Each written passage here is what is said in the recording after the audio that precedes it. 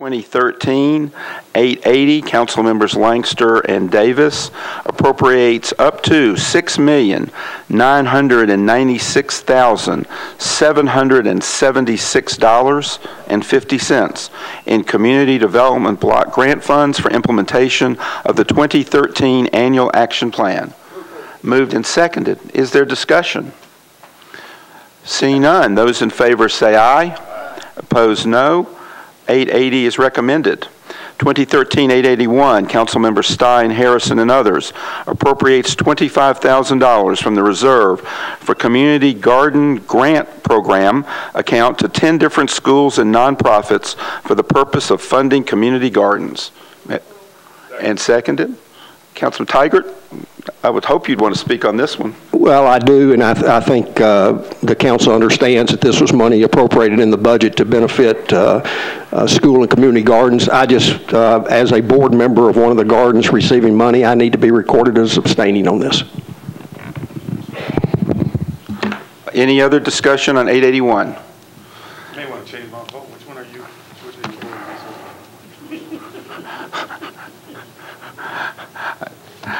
Any other discussion on 881? Seeing none, those in favor say aye. Aye. Opposed, no, and one abstention. 882, Councilman Stein approves a state grant of $17,700 to the Mayor's Office for a program to implement an after-school reading and graduation mentor program. Moved and seconded. Any discussion? Seeing none, those in favor say aye. Opposed, no. 882 is recommended.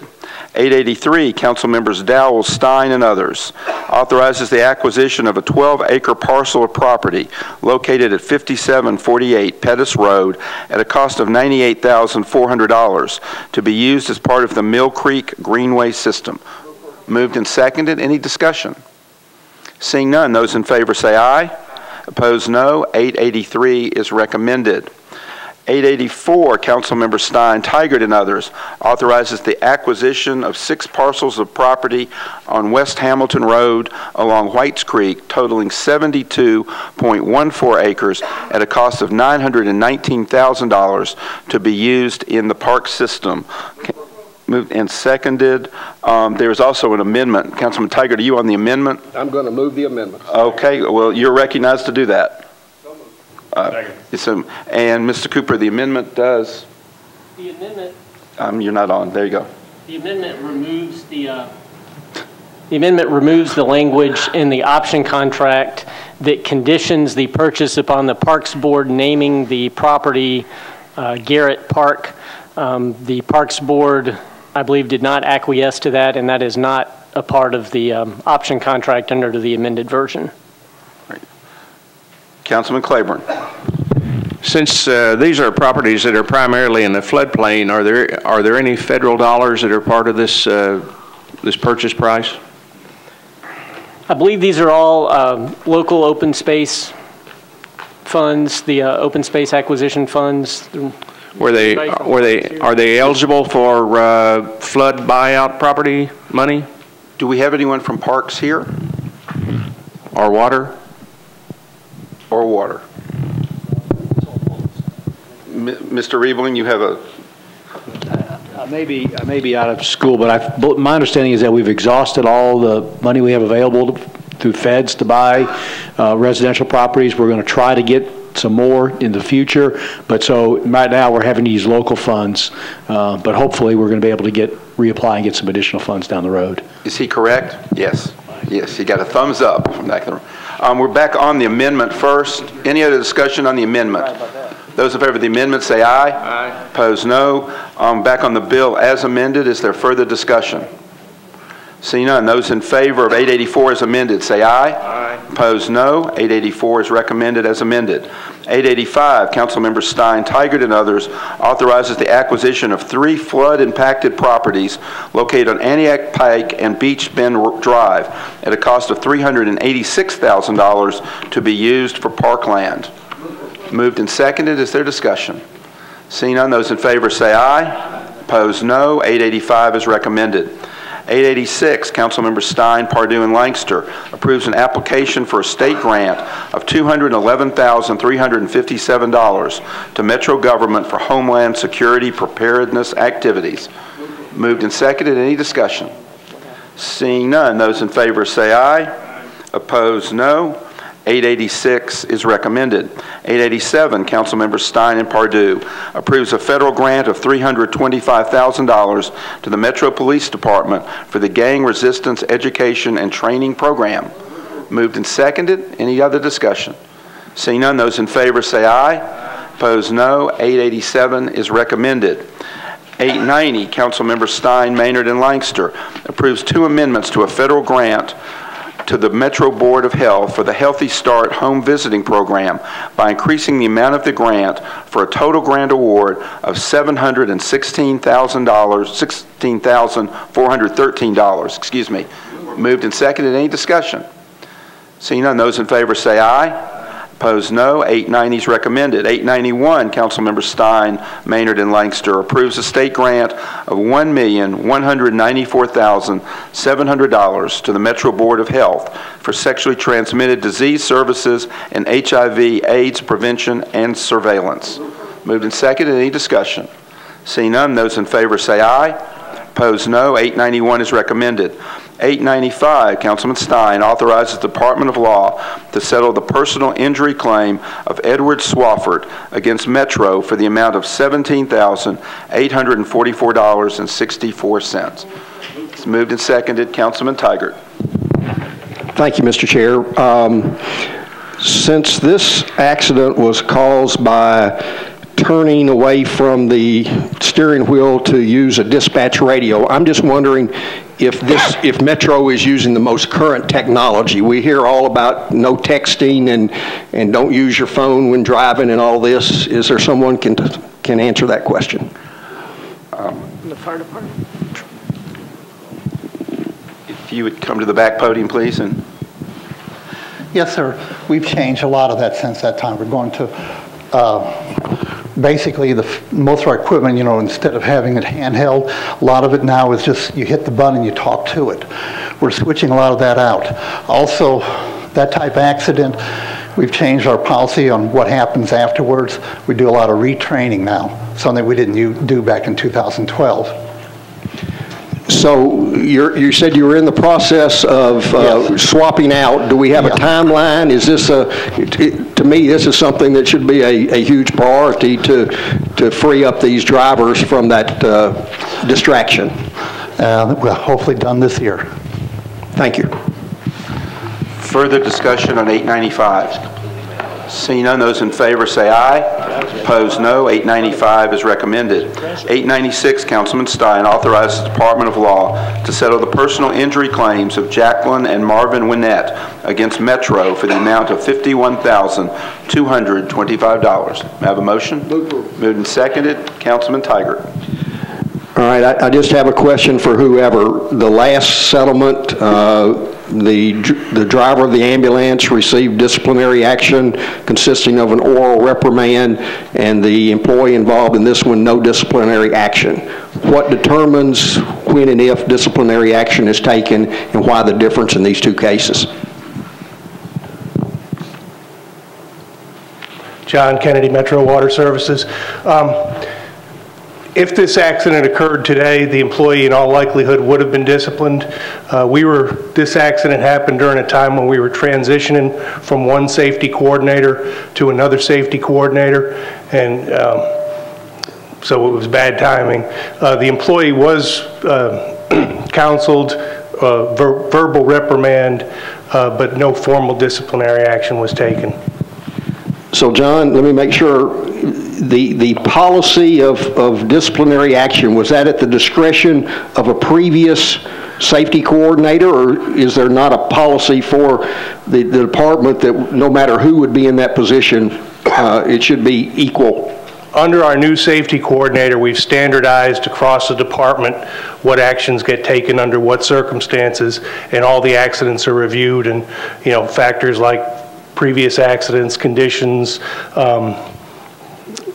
factors such as that are considered in deciding what to do. But under the previous safety coordinator, that was not the case. It was a little less centralized, yes. Okay. Councilwoman Langster. Thank you, Mr. Chair. John was the previous safety coordinator. Is he still under the employ, or has he been promoted? He's retired. Retired. Thank you. Councilman Claiborne. My question is not about this specific incident, but having to do with the process. Not too many meetings ago, I asked for a chart explaining disciplinary action from one of the other departments. So are all departments not uniform? I don't know who this goes to, maybe legal, or I'm not sure. Are different departments, do they each have the freedom to set their own policies regarding disciplinary actions? Generally speaking, they do. Would, so in one department, the same infraction could have a more severe repercussion than it might in another department that had a much more lenient policy. Is that correct? That is possible. Is that a fair thing for us to be doing as a city here?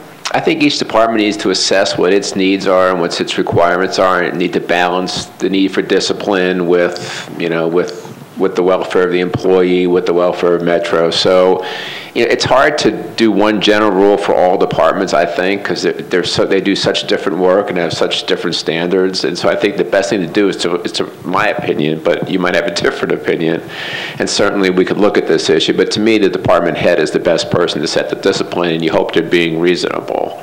And so, but as he just said, they were transitioning from one person to another, and so apparently there was a lapse. So if there was and apparently from his follow-up, there is a uniform policy in place now, but it would seem to me that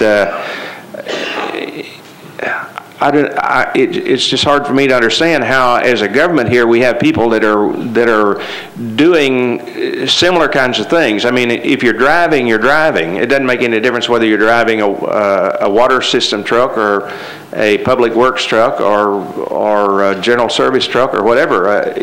Driving is driving.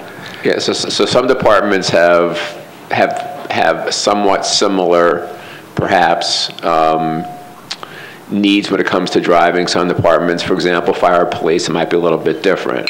So maybe you could argue that, well, shouldn't general services and shouldn't water have the same role? And, you know, maybe there's a way that they can share best practices, we can get together. But I think in the case of the water issue we're talking about here, I think one of the things we all struggle with is sometimes we have policies, but for whatever reason, the policies don't get enforced. And I think that's a more I don't want to use the word serious, but it's a more relevant question, because you don't want to have discipline sometimes in the same department, same circumstance. You have discipline sometimes given and sometimes not. That's a much more difficult situation. Right. So to your knowledge, has anyone ever assembled all of the policies and kind of put them side by side to see where they vary? I do not know the answer to that question, but why don't we talk to HR, and we'll take a look and let you know what we find out. I think that would be an interesting thing to do. Thank you. We will follow up on that, make sure that thank you. Councilwoman Johnson. Thank you, Chair Stein. My question, Mr. Kennedy, is in regards to the policies, because there was a transition that took place, are they reevaluated every year, or how often is the employee handbook updated and those policies updated? Do you know? I'd say it's reviewed every year, but updated as needed. Understand, we don't have like a formal grid that says if you have an accident and you're at fault, you automatically get X, because there's a lot of things that play into that. Weather conditions, time of day. I mean, if somebody drives professionally for a living versus somebody that might drive once a month to go to a meeting, there's a lot of different circumstances. So what our policy does basically is sets a framework for how what'll be investigated, what factors will be considered. I have to agree, this is somewhat troubling, being that I've been in HR for a long time. One of the things I would like to understand is the director who has oversight of the policies, is there any training for the managers or I guess the heads of each of the different divisions or areas up under that director?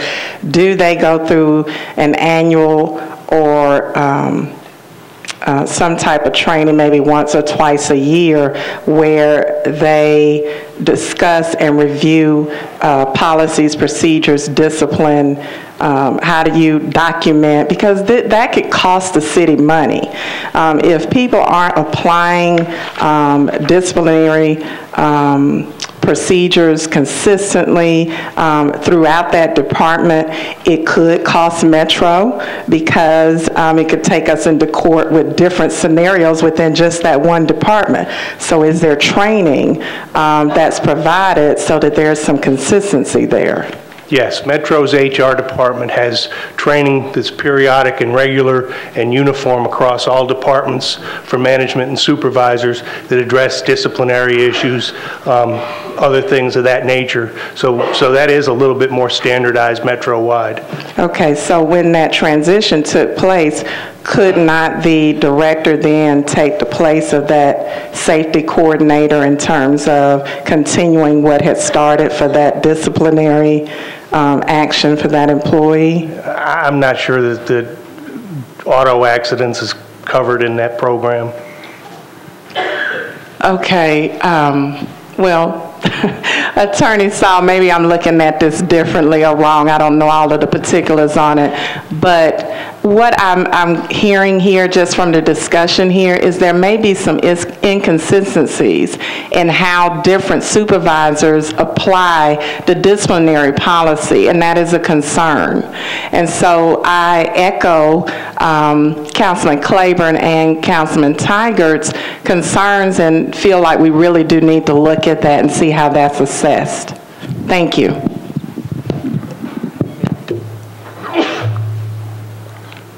Any further discussion on 896?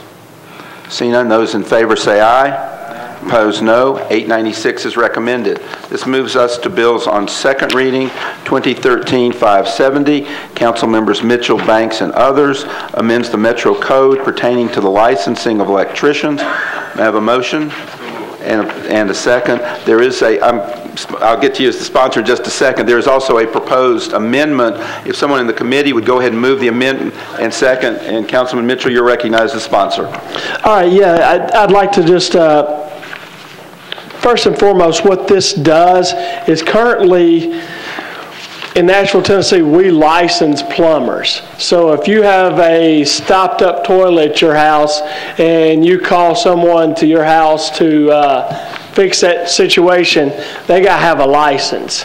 Now, if someone comes into your house to rewire your home or you're doing an addition on your home and to do the electrical work, they don't have to have a license. That should scare everyone in this room. So with that being said, what this does is, first and foremost, the amendment is going to grandfather everyone in currently. Everyone who is doing any type of electrical work, we've got a 180-day cooling off period before the enactment of this legislation if it passes. So you've got 180 days once this passes to go get your license if you're currently doing electrical work. But over time, this is going to make our community safer. So first and foremost, we're not going to stop anybody from being able to do their job that's currently doing their job. We don't want to put anybody out of work. But if someone new tries to get into the industry, they're going to have some training to be able to do the job properly and some oversight in the future. So, it may take 5 years, it may take 15 years to make the community safer, but I think this legislation will do it. And with that being said, I'd call for the amendment. Are there further questions on the amendment? Seeing none, those in favor of the amendment say aye. Opposed, no. We are on the bill as amended. Councilman Claiborne.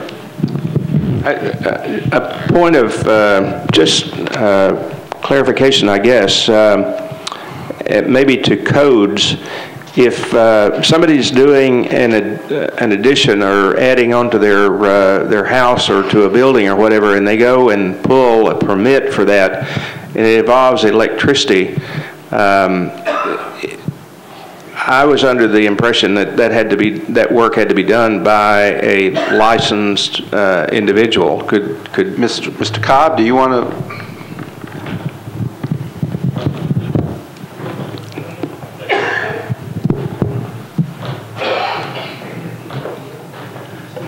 That is correct. We've been licensing electrical contractors in Nashville and in Davidson County for about 100 years. If you want to get a permit to make electrical improvements in your home that requires an electrical permit, it can only be obtained by a licensed electrical contractor to do the work.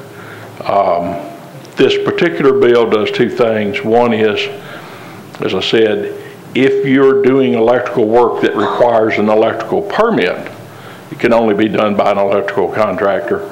This bill would remove that language if it requires a permit and just say any kind of electrical work whatsoever would require a license holder to actually do the work.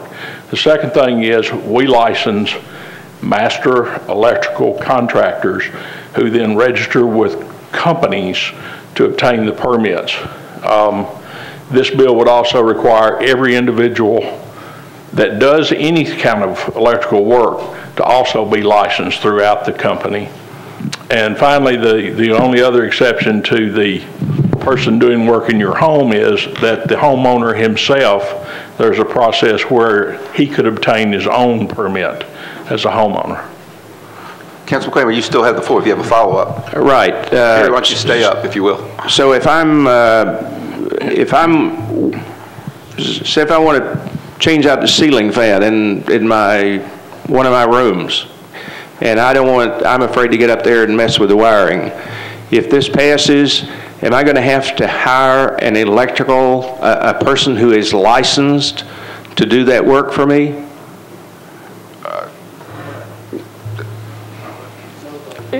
If they are doing electrical wiring work, that, someone you're paying to do that work, I would say yes. We'll come back to you in just a minute, sponsor.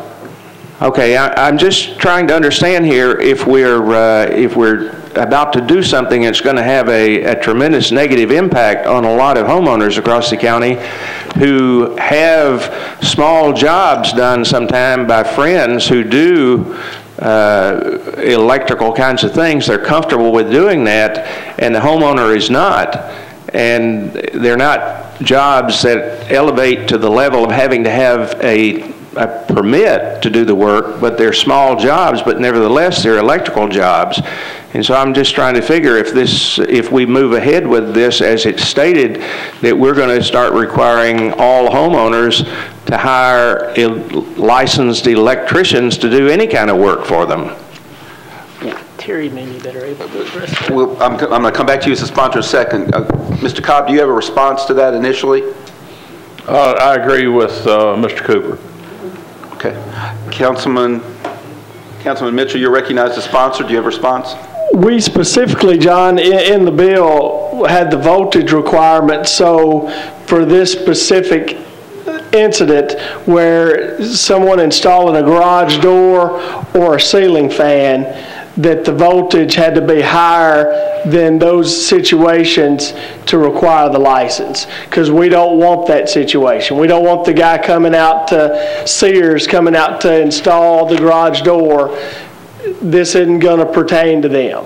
And the voltage requirements are not changed in the bill, so Mr. Cobb can better speak to that. But the voltage, whatever the voltage levels that are in the existing bill are still in the code. Okay.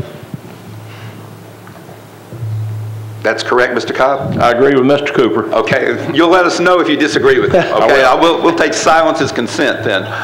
Councilman Pridemore. Councilman Mitchell, answer my question concerning. And you know, after this, I will, before this moves forward, you know, on third reading, I'm going to definitely make sure that's correct. If not, we'll amend to where that is. You know, in the bill, one of the things we made sure in the bill, it says everyone currently doing electrical work is grandfathered. And then even in the amendment, we wanted to reiterate again that anyone who's currently doing electrical work is grandfathered in. So, you know, we don't want to stop anyone from being able to continue doing the job that they're currently doing. We're just trying down the road to make the community a safer place. Councilman Bedney, do you want to be recognized? I think he kind of answered my question. I'm concerned about handymans that do the work, but yeah. Fathered in. All right, thanks. Councilman Claiborne, back to you. Since this is not a zoning bill, is it amendable on third reading? Not without suspension of the rules. Correct. Okay.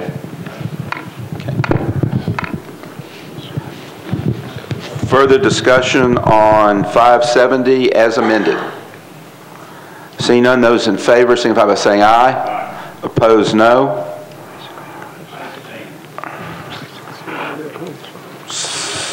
Did you get that? So we have one abstention? Okay. 2 abstentions. 2 abstentions. 3 abstentions. Let's have a hand vote, if we will. All those in favor of 570, please raise your hand. 3. 4. Okay. Those opposed, raise your hand. Those abstaining, raise your hand. 1, 2, 3, 4, 6. So it is recommended 4-4, none against, and 6. And we're still, abstain. somebody didn't vote. I think we had 11. So yeah, we had 11, so we're 1 vote short. I guess we'll say 7 abstentions. yes. 4-4, 0 against, 7 abstentions. 570 is recommended. 571, Councilman Pardue amends the Metro Code to create a process for the renewal of record licenses. May I have a motion? It's moved and seconded. There is a proposed housekeeping amendment. If someone will move it, then we'll explain it. It's moved and seconded. Mr. Cooper? Yes, the amendment just corrects basically a typo in the bill to make sure the correct name of the license is being identified correctly. Any other discussion on the amendment? Those in favor say aye. Opposed, no. We're on 571 as amended. Councilman Pardue, are you okay, or do you? I'm good. Okay. Any other discussion on 571? Seeing none, those in favor say aye. I need an aye. Aye. Thank you. Opposed, no. 571 is recommended. 572, Council Members Gilmore and Stein approves an agreement between Metro and Rogers Welch Venture, Inc. for the lease of 175 parking spaces in the Metro parking garage located at 151 6th Avenue North. Moved and seconded. Amendment on this one. There is an amendment on this one as well. It is moved and seconded. May I have a motion on the amendment? Mr. Cooper, the amendment. The amendment replaces some of the liability language in the bill to make it more favorable to Metro. Oh, that's a good thing. We want it when it's favorable to Metro. Any other discussion on the amendment? Those in favor say aye. Opposed, no. We're on 572 as amended. Any other discussion? Seeing none, those in favor say aye. Opposed, no. 572 is amended. As amended is recommended. We stand adjourned. Thank you all. Mr. Tiger, under the wire. While we have just a second, can I ask Mr. Riebling a question on some information we just received on our monthly farmers market report? Mr. Riebling, will you answer a question? Okay. The projected shortfall of the farmers market is $288,000. That includes going into the year with 339. So does that mean that overall this year we will be 627,000 behind? I think so, but I better check. I just haven't had a chance to look at that report carefully. I'll get back to you tomorrow night. Okay, thank you. Any other questions? Seeing none, we stand adjourned.